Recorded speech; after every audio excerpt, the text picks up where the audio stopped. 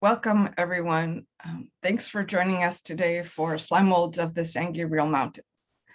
Before we get started, I want to take a minute to welcome any of you who are new to the Native Plant Society and tell you a little bit about our organization. California's native plants are special, from the Joshua tree to the poppy fields to our iconic redwoods. We live in one of the most botanically rich and diverse places on Earth, with more types of native plants than any other state in the US. In fact, we have more types of native plants than many states put together. We are a nonprofit organization made of more than 10,000 members with 35 local chapters and a team of staff. Since many of you have only been to our meetings on Zoom, I want to let everyone know who has never been on a field trip with us that besides our free programs, we offer a lot of plant walks, field trips, and opportunities to do restoration in local wild areas. We also conserve wildlands as a state organization and as chapters locally. We protect endangered species. We monitor rare plants, and we are the people who make the rare plant list with the state Fish and Wildlife Service. And we restore nature to our home and public gardens, one garden at a time. None of us can exist without plants, and so saving plants, we do save everything else. If you're inspired by what you see and hear today, get involved. Become a member by visiting cmps.org/join, or sign up to receive our emails and learn more about what we're doing at cmps.org/get-connected. So then I want to tell you a little bit about our presenter. Stu Pickell is a slime mold and fungi enthusiast who currently lives in Pasadena. His interest in fungi began while attending college in Portland, Oregon, after becoming aware of the enormous fungal biodiversity of the Pacific Northwest. Basically discovered that he lived in Mushroom Central, which is, I'd love to see some of those mushrooms myself. Since moving to LA in the LA area in 2015, he's been documenting and photographing often overlooked species of fungi and myxomycetes. I love this word, myxomycetes, which are plasmodial slime molds. And so look forward to seeing all of Stu's amazingly beautiful pictures. And you can find more pictures if this isn't enough on Instagram at @StuCucumber_. So Stu, welcome. Thank you, Orchid. Thank you for having me here today to talk about something that really doesn't have much to do with plants at all. I'm excited to share anyway. Did you have a question, Orchid? Oh yeah, one thing I just wanted to introduce Katie, which I forgot to do. Katie Barrows will take your questions and she'll tell you how to do that. Yes, good morning, everyone. We are going to probably for the most part take questions at the end of Stu's talk, although if he wants to answer a question in between, he can choose to do so. But we would like you to put your questions in the Q&A part. If you would please enter them there. It's great for us if you can use the Q&A instead of the chat. And at the end of Stu's talk, we'll come back and have a chance to get your questions answered. So thanks, everybody. Thanks, Katie.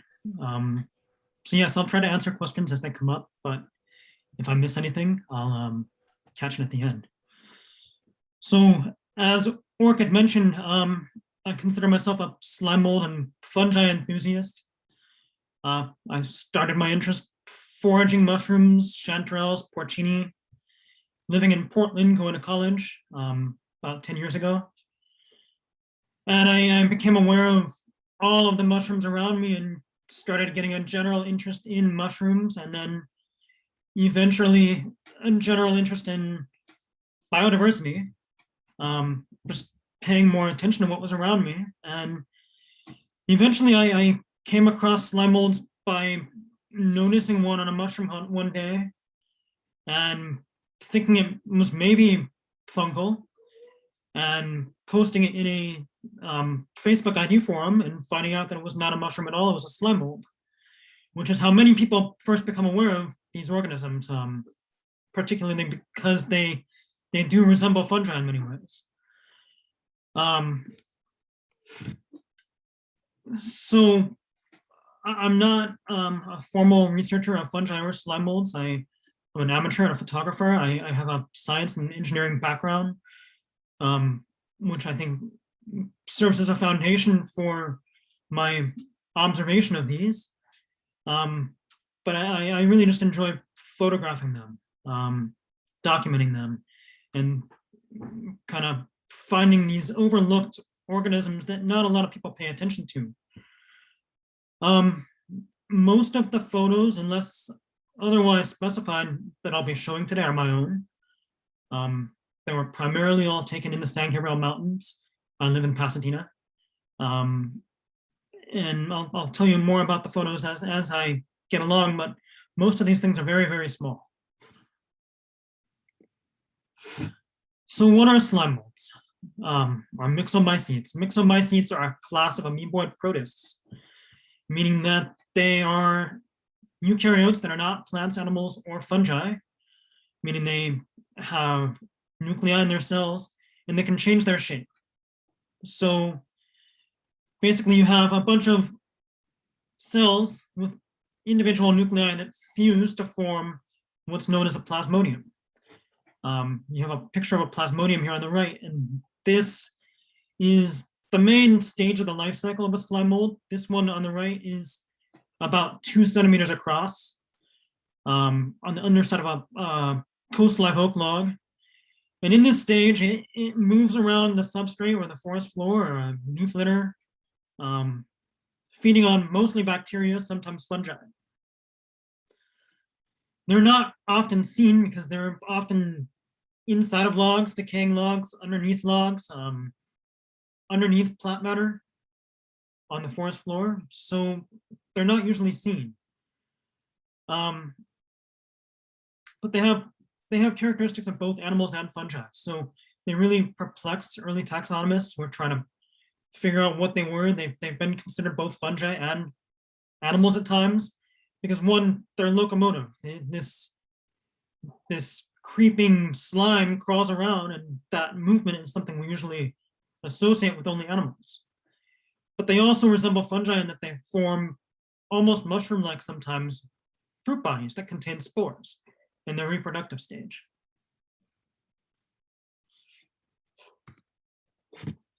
So as I mentioned, most of them are very, very small. Here on the left, we have a photo that I took with my phone of a slime mold Trichia decipiens with a human head for scale. And on the right is a close-up I took with my camera. So most of these fruit bodies, as opposed to the plasmodium I showed in the last stage, the last slide, are 1 to 2 millimeters tall, the ones I'll be showing today. And this is a very common species, cosmopolitan. I've seen it numerous times all over the West Coast and on the East Coast as well. But it can be found pretty much anywhere in the world. So these are the almost mushroom-like fruit bodies that contain spores. So in those little orange balls on top of the stalks, these slime molds are still immature, so there's spores forming in there. And you can probably see how people might mistake them for fungi.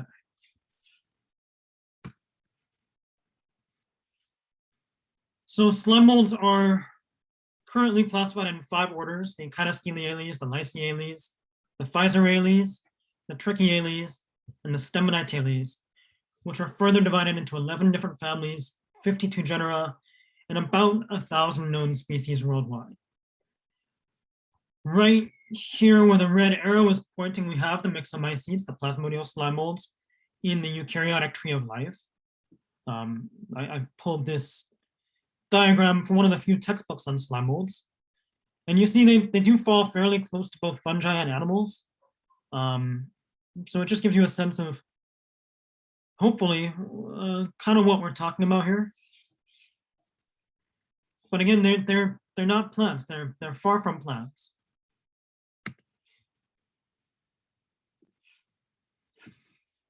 So when I first found out I was going to be giving these talks to CNPS groups, I asked myself, how do I make this relevant? Why should plant people care about these organisms that really have very little to do with plants? And at first, the best answer I could come up with was, well, they're found on plants. Most of the time you'll find slime molds on decaying plant material, but occasionally on living plants. So yeah, so what? Lots of stuff is found on plants. It's still not very relevant to plants necessarily. They don't have any very important interactions with plants other than just crawling around on them.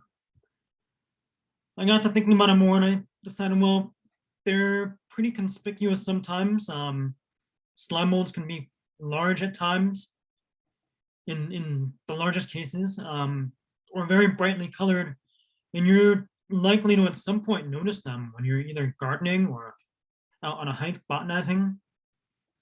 So when you're paying attention to plants, you might notice these and become curious, what are they? But they're also very common in gardens. So these 3 photos are not mine. These were all submitted to me by CNPS members. The 2 on the top and the right show Fuligo septica, dog vomit slime mold. It's conspicuous, it's quite large, bright yellow sometimes. And it's frequently found in gardens and landscaping, on mulch, wood chips, lawns. And just to show you how common it is, I have an iNaturalist map of all of the observations in Pasadena, over 100. And you can see, sometimes you'll see it on logs, but a lot of the time it's on wood chip and mulch, and it looks like it's in landscaping. So in your native plant gardens, when you're gardening, this is something you might come across. And people will often, let me get back to full screen. People will often wonder, is this going to harm my plants? So in the slime mold identification and appreciation forum on Facebook, you'll frequently have posts of people asking, hey, I found this in my plant, or I found this in my garden. Is it going to hurt my plants? And the answer is no. They're not pathogenic. They eat bacteria, not plants. But it's also unknown if they really have any benefit to plants. They kind of just tend to live in, on, and around decaying plants. But I think the best answer to this question of why should you care is they're really just beautiful and fascinating. And I think becoming aware of them, tuning into them, noticing them will enrich your experience with the wild areas you spend time in, and even your own backyard. So here are some photos. Most of these are the only ones I'll share that are not from the San Gabriel Mountains. Of just showing the diversity and the colors and the different types of structures and shapes you'll see with these slime molds, and how interesting and beautiful they can be.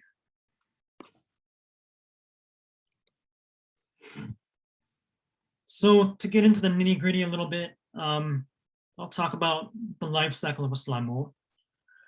These start out as a spore.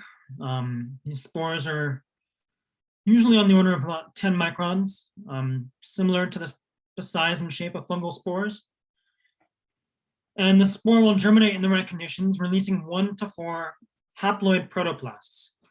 So these protoplasts are cells with single nuclei that take one of 2 forms, either a mixed amoeba or a swarm cell, which has a flagellum that helps it move around.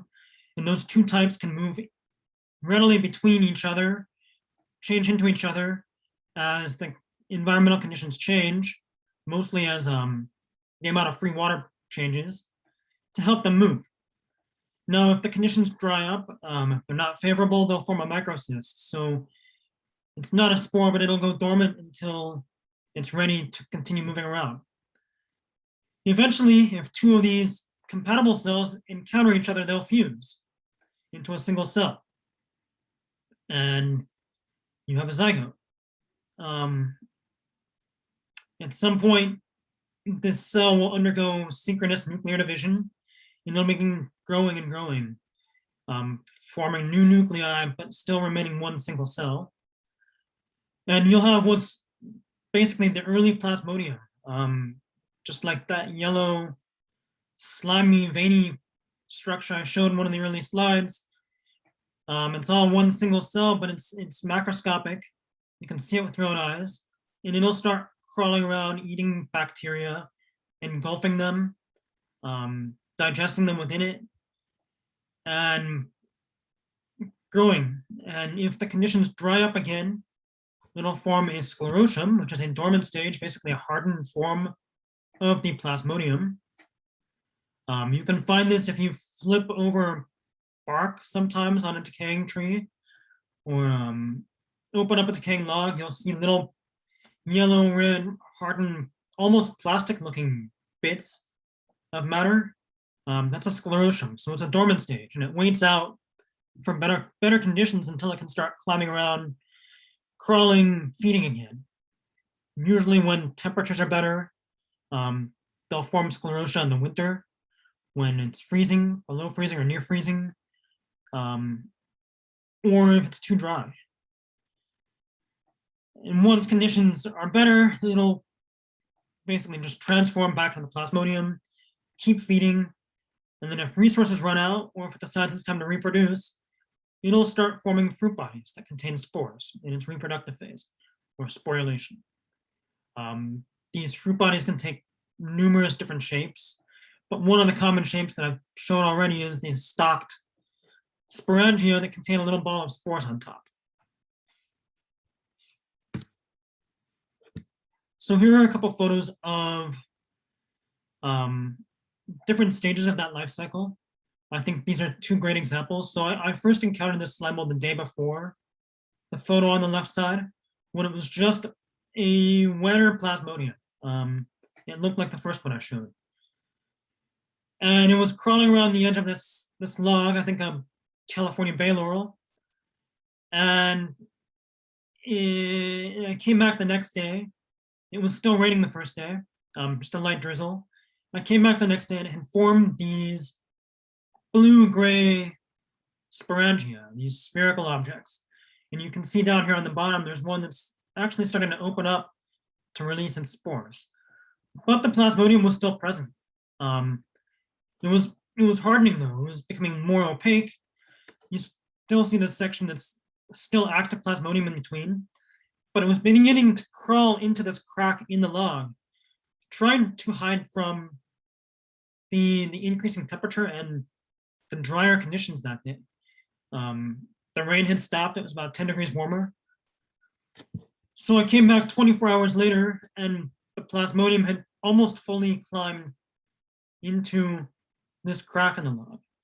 So it really shows you how active they are, how much they do resemble animals in some way, and that they behave like this, but also your fungal fruiting structures. And I'll talk about it more, but if you find a plasmodium or sporangia that are just starting to develop and you're interested in it, you might want to come back 24 hours later. It's usually a good time frame to observe the changes in the life cycle, and you can't identify them until they're fully mature. So what type of factors drive this sporulation process? Well, there's depletion of resources, if they run out of food, if it becomes too dry in their immediate environment. And when I talk about these environmental conditions, I'm talking about microclimates. Even in a dry year like this, where there aren't many fungi, macrofungi, you will still see slime molds in the right conditions. So if you flip over a log in an area that holds moisture quite well, you'll still see a plasmodium, you'll still see fresh fruit bodies. The pH in the environment can drive the sporulation process. It's really not very well understood all that goes into these different changes between the stages in the life cycle. But that process of sporulation does occur typically over a period of about 24 hours. So here is a time lapse that I took last December, showing a sporangium of a slime mold Bahamia nitens. As it's still developing, but all around it, you'll see plasmodium forming more sporangia, more fruit bodies.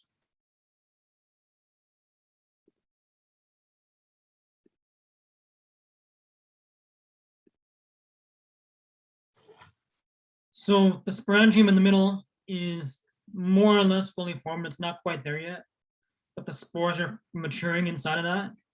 And all around it, you see these pulsating portions of plasmodium, most of which will eventually become sporangia, fruit bodies, just like that one in the center.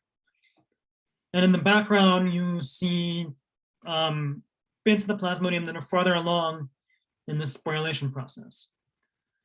Now, this time lapse was taken over a period of about 15-20 minutes to give you an idea of the time scale of this motion.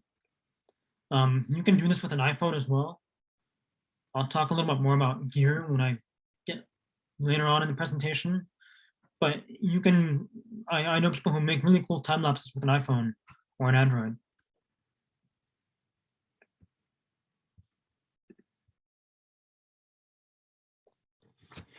So as I mentioned, yeah, typically you can't identify them in almost all cases until they're fully mature. You need to usually look at microscopic characteristics of the spores to identify them. I'll show that one more time.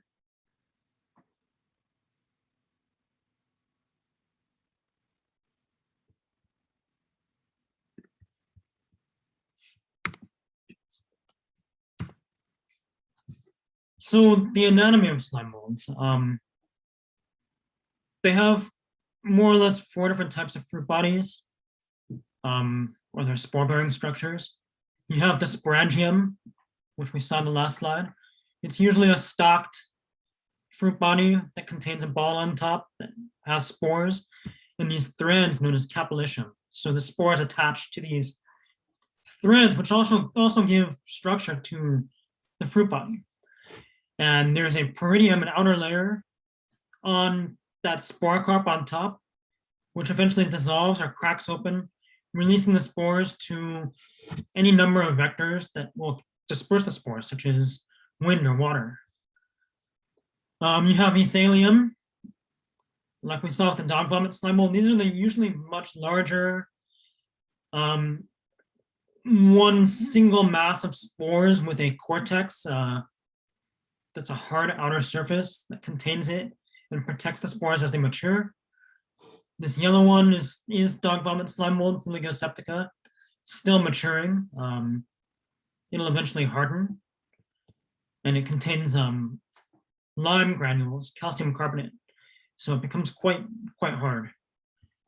You have plasmodiocarps in the bottom left. These are usually sessile without stalks, fruit bodies that more or less maintain the shape of the plasmodium. And then you have a pseudoethelium, which is a fused mass of individual fruit bodies, but they're all fused. So they resemble the photo above it, but they're actually individual containers. So as I mentioned, the microscopic characteristics are important for identifying slime molds. Here are a couple of photos that I took with my microscope. These threads, these tubes are the capillicium, which the spores attach to. And then you see both the threads, the capillicium, and the spores have different types of ornamentation. There's this netted reticulate, almost like polyhedral shape on the left side, with these nodules and these junctions in the capillicium, and then smoother spores. So these are all important characteristics that'll tell you what you're looking at.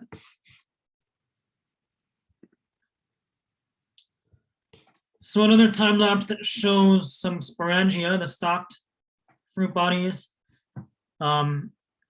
As they are fully mature, I flipped over a log on a day when the Santa Ana winds had just begun, exposed this fruit body to much drier, warmer air, and the peridium, the outer layer, started dissolving, releasing the capillation and releasing the spores into the wind. So this is also about 15 minutes, but you can see those threads just expanding, almost exploding out of these fruit bodies,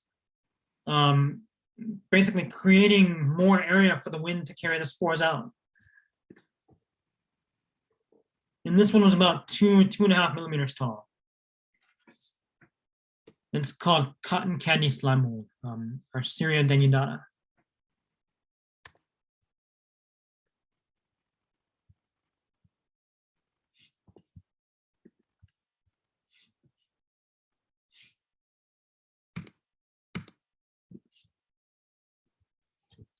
So, the ecology of slime molds is a relatively unexplored field.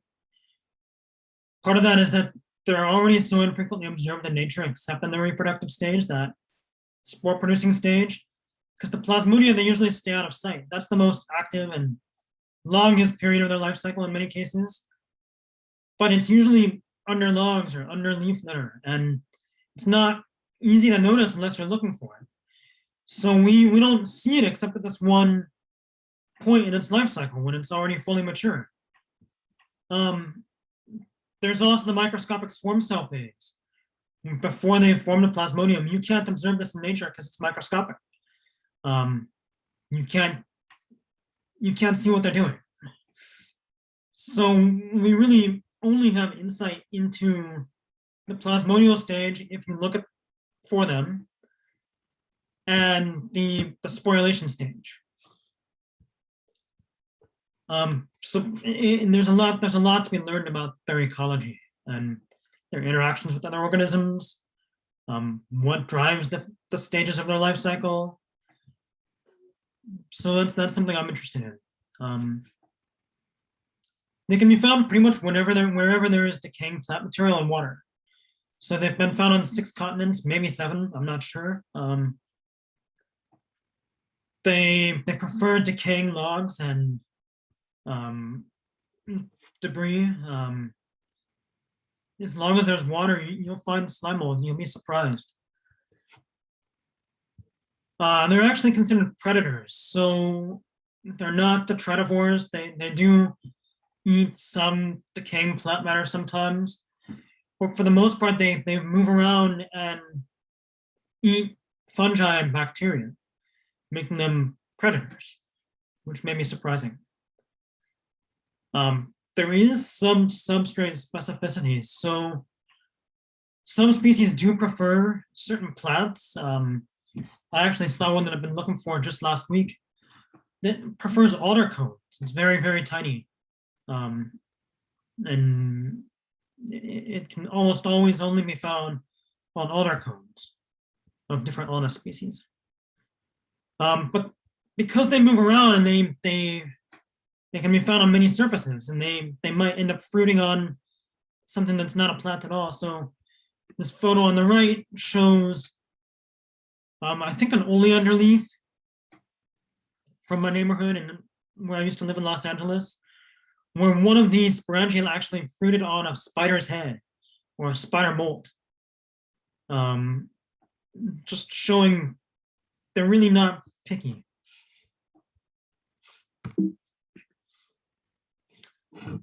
They do have a lot of insect association. So not only do insects eat them, but they will also occasionally lay their eggs in them. This is a type of beetle on the left that I often see with our Syria species, like this one here.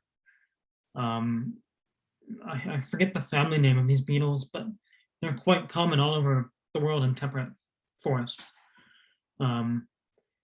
So they provide a food source for insects, but the insects also serve as a spore dispersal vector for the slime mold. So the insects will have a stomach full of slime molds or spores and cover themselves in spores and then move, perhaps fly away, and take the spores much farther than they would go with just wind or water. On the right is a good example of that. I saw this fly larva, and it was actually crunching into these Physarum species, which have that calcium carbonate outer crust, the peridium, which is quite hard. It's actually kind of difficult to break open when I'm preparing a slide. So it used its mandibles to just cut open these sporangia and eat the spores out like a cereal bowl. And presumably you can see the spores in that fly's stomach, the larva's stomach. So the fly will eventually, or the larva will eventually become a fly, fly away and poop out the spores, but also be covered in spores. And you can see some spores on the underside of it right there, and carry them away and help the slime mold reproduce. They also have some associations with fungi. As I've mentioned, some slime molds do eat fungi. So here you have probably Bothamia utricularis, which is a known fungal eater, eating a crust fungus. And this plasmodium is kind of just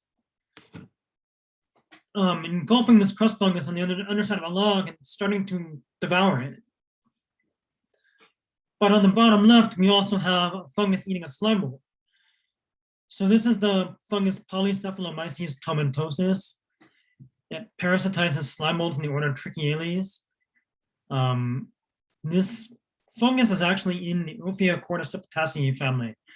So it's a relative of cordyceps, a lot of insect pathogens, at least as it's placed right now, which is kind of interesting. There are other Ophiocordyceps species that have jumped hosts from insects to fungi. I'm wondering if this is possibly a case of that. So slime molds are also, they do fall prey to fungi. So how and where to find them? Hopefully by this point, if you didn't know what slime molds are, you're a little more interested in looking for them, finding them. So what you'll want a jeweler's loupe or a magnifying glass, a hand lens, or a clip-on macro lens for your phone. I have one here if you haven't seen them before. It just goes over your phone camera and it lets you get much closer. You can get some pretty good pictures that are useful for identification or just nice to look at with a phone camera.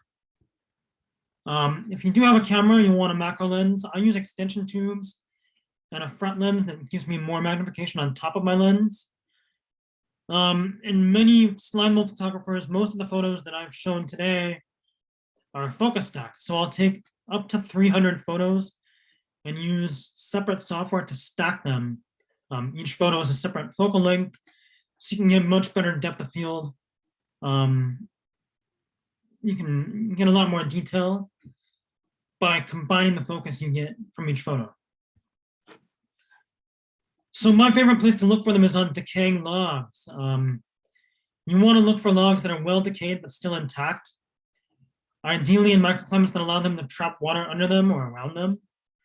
And there's a Goldilocks zone for that. You don't want a log that's too wet, that's totally saturated with water, where it's still squeezing out of it. But also when it's too dry, you're not going to find anything. I'll show you an example in the next slide. In Southern California, my favorite place to look for slime molds is riparian areas. So I usually look for like partially submerged logs or logs where the stream or the creek that's seasonal has receded and dried up. And the logs are remaining on soil that used to have water. And then leaf litter after the rain. So it's less often that I'll see slime molds on leaf litter here in Southern California. Ornamental plants, non-natives are better for this. You can find slime molds pretty much anywhere. I found plenty in urban Los Angeles when I lived there. On oleander leaves, Chinese elm leaves, English ivy leaves, they all do a very great job of trapping moisture under their canopy. So they provide really good habitat for slime molds. So if you just take a walk around your neighborhood and look inside landscaping, after a rain, you'll probably find them on leaf litter. But really, at least in the San Gabriel Mountains, and I'm sure in San Bernardino and Riverside area and in other areas that are not the San Gabriel Mountains, you'll find them mostly in canyons. Canyons seem the best spot around here to look for slime molds. So here's a picture of me in Mount Shasta last year with my camera. This log is pretty well decayed. It's on the upper end of how much decay you want. It's a little falling apart, a little too much usually, but there were tons of slime molds inside this log. And then here's a video I took last December in Pasadena.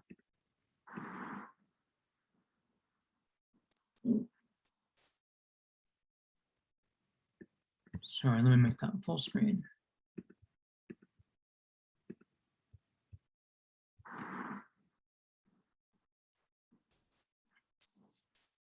So this was a patch of eucalyptus debris. So that piece of bark is sitting on a log. Both the log and the bark have several species of slime mold fruiting on them.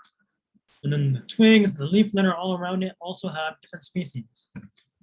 So after a good rain, patches of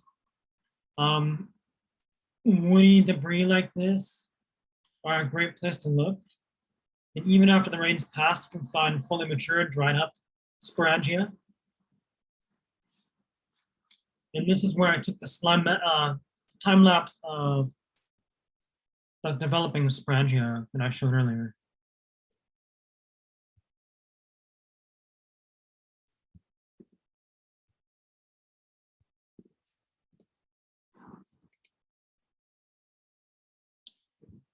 But really one of the best places to look for slime molds is near other slime molds. Like I showed in the last video, there's frequently numerous species. If you see one species, keep an eye out, because on the same substrate, you'll probably find more fruiting at the same time. It's uncertain if they have interactions with each other or it's just that the same conditions drive the sporulation process in numerous species. But finding one is a good indicator that there's more around. So here's another video, another time lapse of some sporangia surrounded by a plasmodium of another species. And you can see that plasmodium undulating and swelling. This is also about 20 minutes. And it's probably not eating the sporangia of the other species. It just happens to be on the same substrate, though it might be eating them. But just an example of seeing two species together. They share the same logs.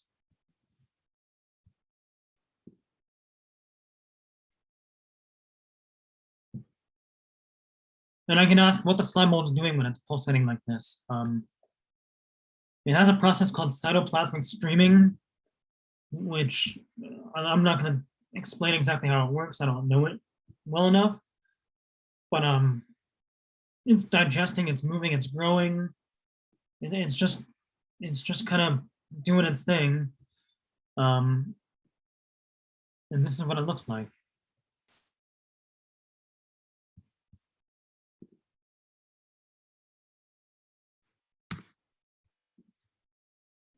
Then here we have a very tiny Craberia species, Craberia violacea, with a much larger, in the background, Trichia species.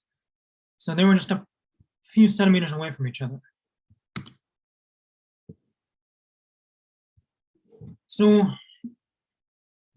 slime molds in the San Gabriel Mountains. Here is a map of observations that I took from a naturalist. Because more people are observing down in the cities. There's a lot more observations down there, but you can see observations all the way up to the top of the mountains. You see one up near the top of Mount Baldy. up near Mount Wilson and all the way up 7,000 foot and higher. So you'll really find them anywhere. I've seen over 50 species of slime molds in the San Gabriel Mountains so far that I've identified, which is 5% already of the approximately 1,000 species worldwide. Those 50 species have come from 25 genera of the 52 worldwide. So we do have, I'm sure that there's a lot more. I wouldn't be surprised if that number was more like 200 or 300 of the known worldwide species here in the San Gabriel Mountains. So we do have surprising diversity here in Southern California. Many slime molds appear to be widespread, so it seems that it's possible that a lot of them are cosmopolitan or split between temperate and tropical climates. So if you go any temperate climate in the world, you'll find, if you look long enough, you'll find the same species of slime mold as anywhere else. Some rare species in Europe started to pop up as there's been more interest lately. I think they've kind of ridden the wave of mushroom enthusiasm and mushroom popularity, and people have started to notice slime molds more also. So rare species have started to be seen in North America also.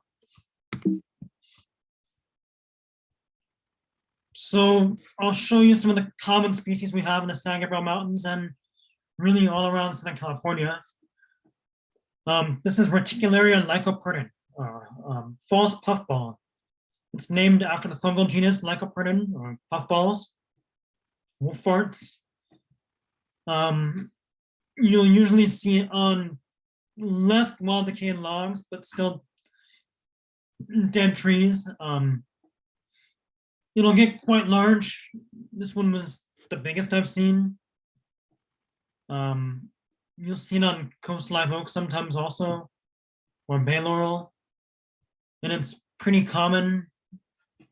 There's a lot of observations on iNaturalist.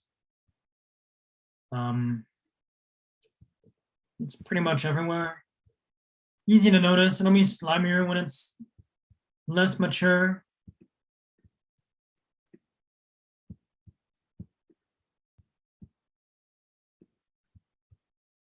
Oops.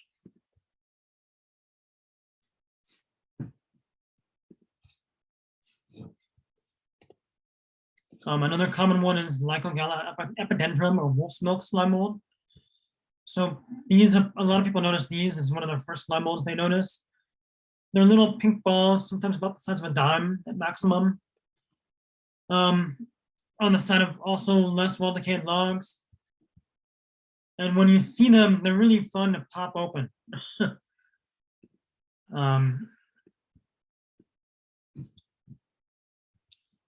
Here's a slow motion video.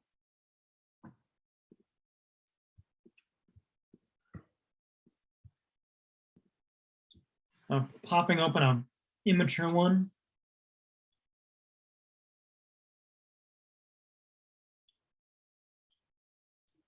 And they just ooze out this kind of neon pink protospore material. These ones next to it are fully matured with spores, kind of chocolate brown inside of them. But these pink ones, I highly recommend, if you ever see them in the stage, pop them. It's a lot of fun.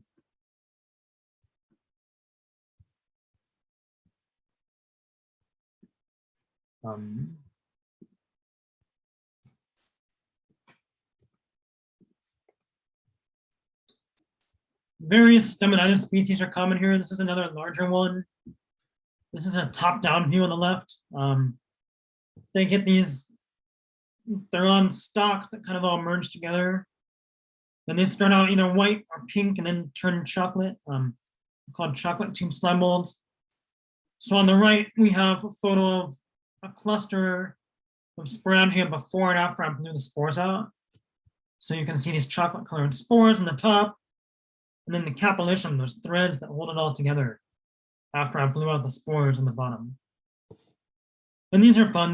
They're very bright pink sometimes. easy to spot because they're often out exposed on the edges of logs alongside the trail. Keep an eye out for these. Steminotopsis typhina. They look like little hot dogs on sticks. They have this white membrane around their stalk. They also mature to a more chocolatey color with chocolate spores. Here's a little snail. I'm not sure what species of snail this is, but it was a few millimeters across to give you just an idea of where you can see these things. Comatrica nigra. So this photo on the top right shows a gradient in their color as they mature. They start out white on these black stalks, as you see down here. And that white migrates up towards the top, forming a more spherical structure that comes from white to pink to brown to black. And eventually this black outer layer dries up and dissolves, and you have chocolate spores underneath that too. And here you have some blue cup fungi next to it on the log. Arceria denudata, cotton candy slime mold. I showed the time lapse of this earlier. This is what it looks like when it's immature, kind of in a crevice on a log. These white globs eventually grow into these pink stalked, and the capillation kind of explodes and expands out of them. And this is my favorite that we have here, Diachea leucopodia. It's common this time of year. I saw some last weekend. I'll find it on alder leaves, usually near creeks, kind of under poison oak sometimes. It's tricky to get to at times. But it's really just this gorgeous blue iridescent sporangium that transforms from this white translucent structure and then this white footed blue structure. And you can see it if you look for like leaves, decaying leaves on the ground near creeks. If you keep an eye out for kind of white web-like structures coating the leaves, kneel down and take a look. You'll be likely to see it. Then Ceranio fruticulosa. This is not a myxomycete. It's in a sister taxon. I think Dictyosteliales. They don't form spores inside of them. They have spores on stalks outside of these arms, but they also have plasmodia. So they're very similar to plasmodial slime molds, and they're often lumped in with them. But this is common too, and it's a good indicator for more slime molds. If you see this on a log, look for more.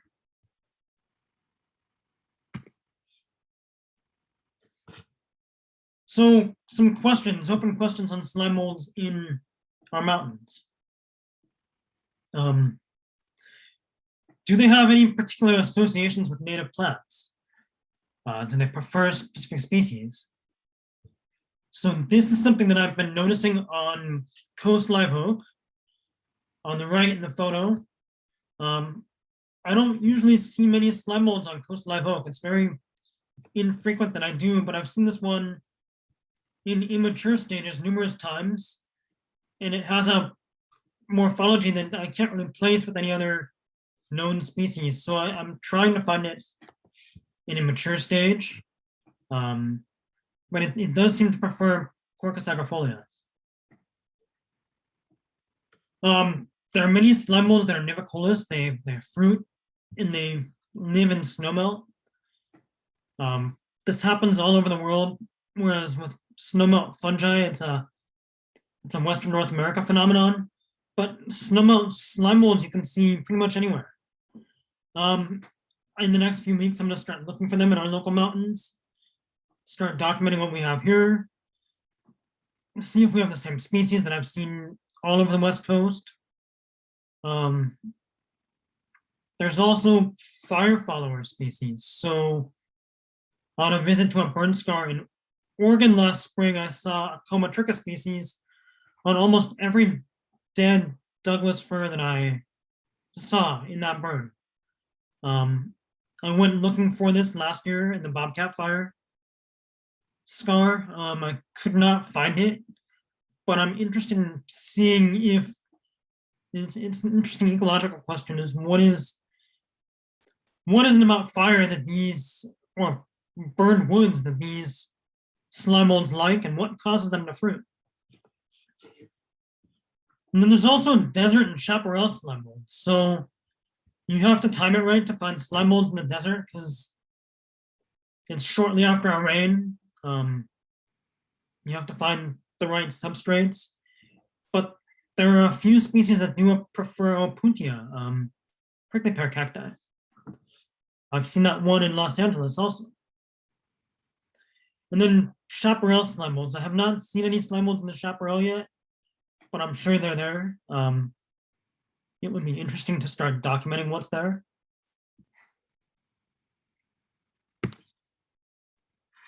And then I have some resources. On social media, if you like the photos you saw here, there's some very, very talented photographers. Alison Pollock, her Instagram is marin_mushrooms. She's been a bit of a mentor to me with my photography. She's extremely talented. She does a lot of slime mold and fungal photography.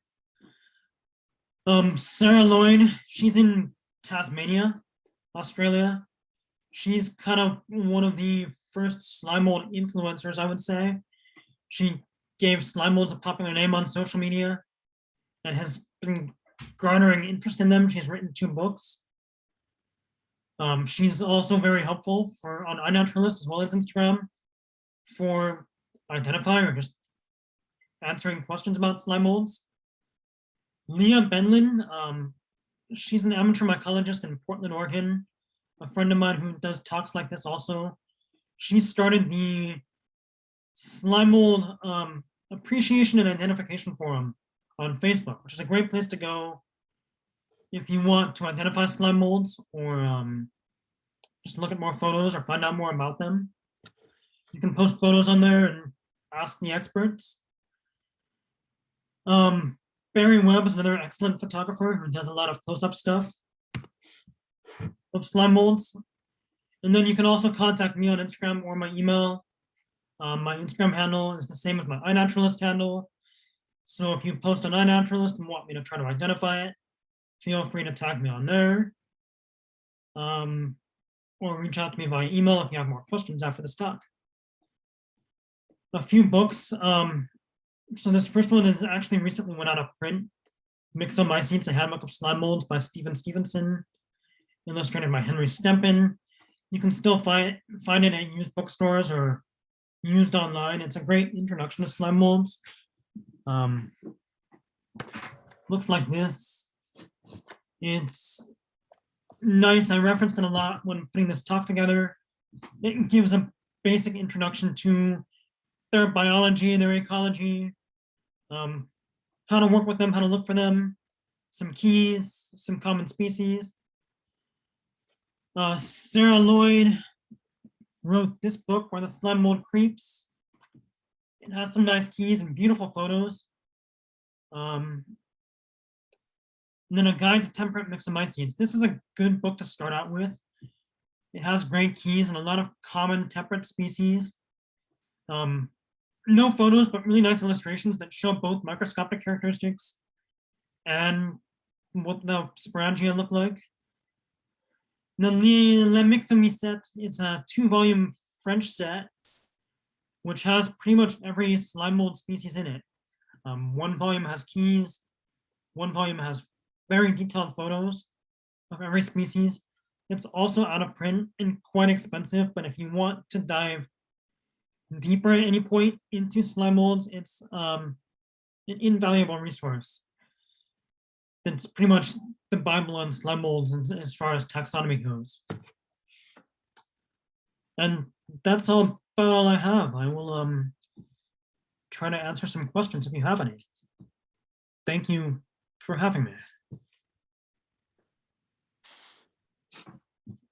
Great. Thanks, Stu. I guess maybe if you wanted to ask a question, you could just put your question into the Q&A and we can get Stu to answer those. So please go ahead if there are any questions. I don't have any just yet.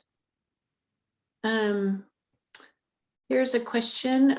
Can you say what the phone Microscope is? I guess that's from Arlie. I think maybe what's the brand? So this one's Zenvo, Xenvo. I think there's one called Big Eye or Black Eye. That's another common brand. You can find them on Amazon, but also there's cheaper models on eBay. Pretty much anything does the job. If you just Google macro lens for camera or macro clip-on for iPhone or Android Pixel, you'll find plenty of them. I think the most expensive is probably $30, but you can find them for $5. And then they do let you get pretty close and take some nice photos with your camera, with your phone camera. Okay, thanks for that. Are there any other questions? I have a question. Yeah, go ahead, Art. So Okay. so in your first photo, it looked like there were veins in the slime mold, and can you speak to that? Yes. So, I mean, this branching structure, we see it everywhere in nature, right? It's common. It looks like a river delta. It looks like a tree.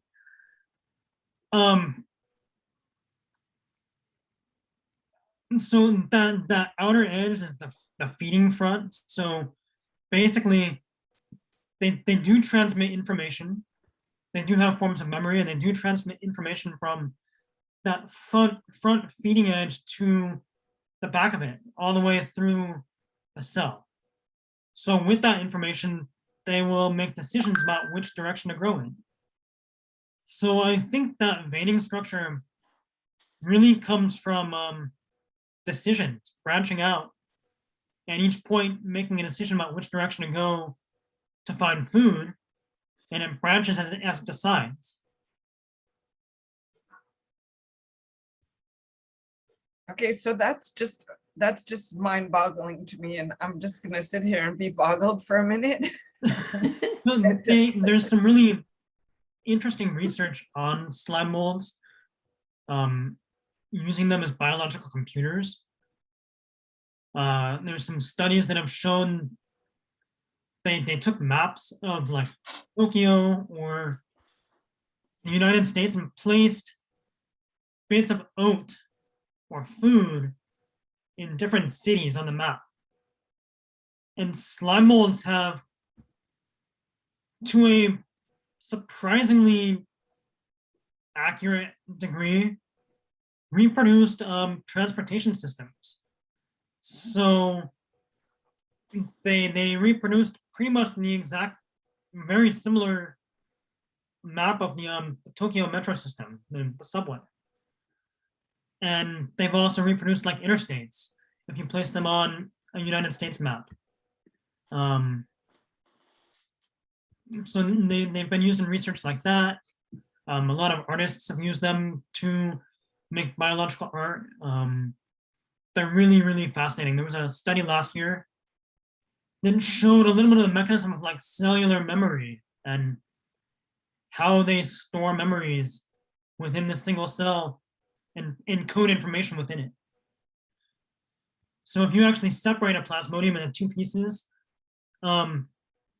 each piece will retain the same knowledge of where the food was that it knew when it was still intact. So each piece can get back to the same piece of food. Wow. Wow.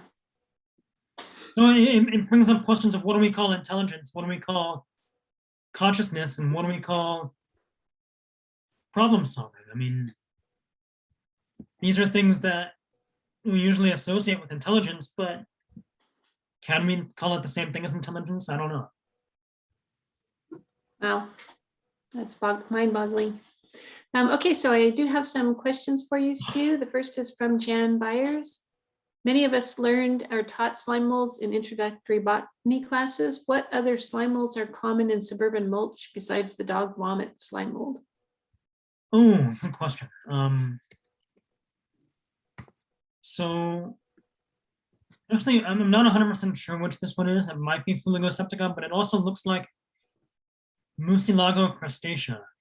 And then this could be Brapheldia maxima. So these three, I think these are three separate species that are all common. The blue sporangia that I showed also, I found them on my hose last year. That white creeping plasmodium that forms a bunch of little blue sporocarps. That's one that I've seen in gardens. Usually these larger ones though.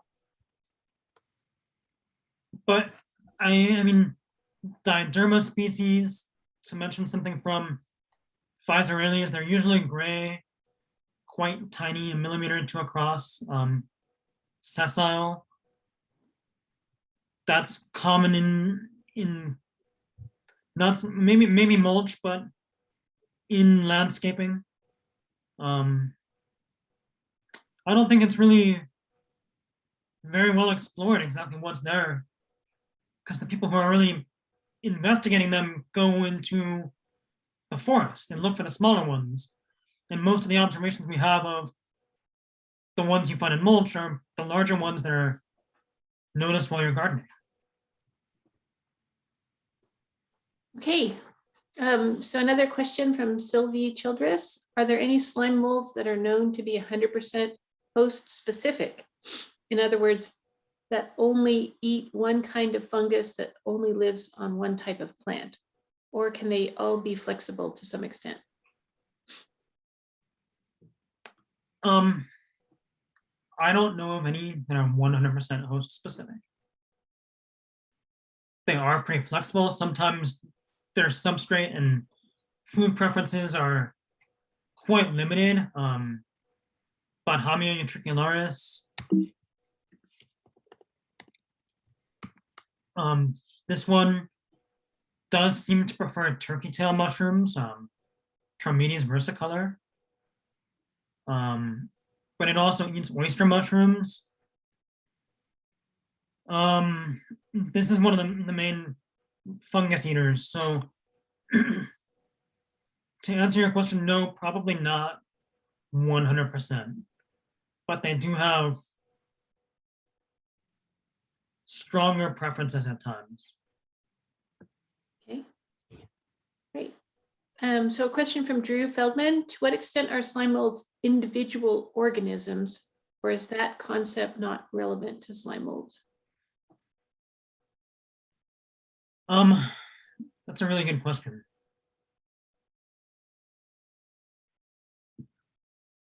I've noticed weird things like synchronized fruiting.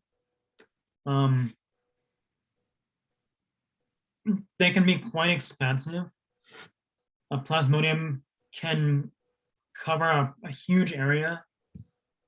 If I go back again, this one, the orange one here, I found it just on tons of surfaces in an area of about 50 to 100 foot radius on all different substrates, lichens, logs, grass, living trees. And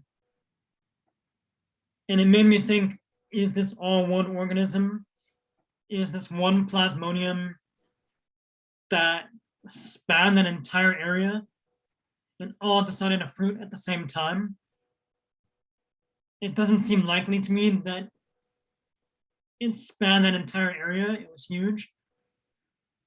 So that says, okay, are they individual organisms? If they are, can we really say that that's true? Because they seem to all make the same decision at the same time. So they do seem to have like colony characteristics, like some insects and bacteria, other organisms. It's really, it's hard for me to define what is an individual in some slime molds. That's a good question, thanks. Great. Okay, I don't see any other questions. I guess if folks have questions, they can follow up with you, Stu, on your, oh, Orchid, you have a question. Go ahead. Stu, could you in the chat put some of those common urban ones that people might be able to notice? Yeah, let me try that. Just throw those species up into the chat for our previous questioner, Jan. Sure. Just before we end it, so that because okay, yes. And then we did have some great comments. People said they have another meeting, but this has been fascinating. Thank you for sharing your photos and enthusiasm. I can hardly wait for rain to go look for slime molds. Someone said fascinating and beautiful presentation. Thanks for putting this together. Someone said very cool information and wonderful photography. Thank you. And is that slime mold really named diarrhea? Because that's no, sorry, that was I got not stuck correct. there. Diarrhea. Oh, diarrhea. Okay, it was the autocorrect is not very kind today. Okay. That's better. Okay. Wonderful. Thank you so much for giving this talk to us. I think I understand the whole thing just slightly better. But it's still just kind of these questions of you know, what is an individual and how colonies behave and how they reproduce at all is just wild and wonderful. So thank you so much. Oh, thank you for having me. And everyone should go out and look for these and put them on iNaturalist. And this is a call to start documenting these more. So Great. thank you for letting me share. Thanks. And I just want to mention to everybody, this presentation is recorded and we will be posting it on our website. It should be posted by Monday.